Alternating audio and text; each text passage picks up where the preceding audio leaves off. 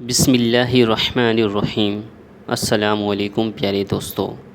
آج کا سوال، حضور پاک محمد صلی اللہ علیہ وسلم کتنے طریقوں سے کھانا کھاتے تھے؟ کس طرح بیٹھ کر کھانا کھاتے تھے؟ جواب ہے، حضرت محمد صلی اللہ علیہ وسلم 2 طریقوں سے کھانا کھاتے تھے۔ نمبر 1، اکڑو بیٹھ کر۔ نمبر 2، 2 زانوں بیٹھ کر۔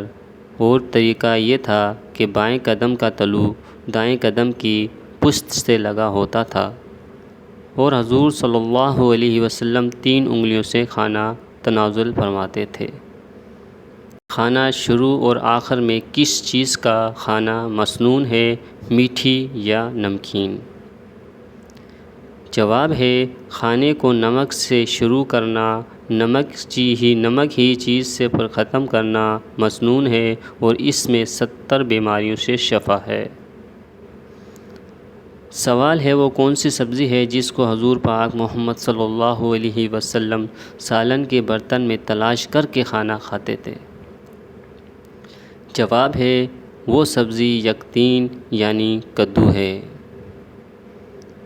سوال ہے، حضرت محمد صلی اللہ علیہ وسلم پانی کے پیالے کتنے تھے اور کس چیز کے تھے؟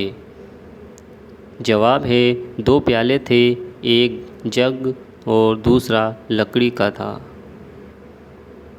سوال ہے، غار حرا میں آپ ستو اور پانی تناول فرماتے تھے، اور یہ کھانا کہاں سے آتا تھا؟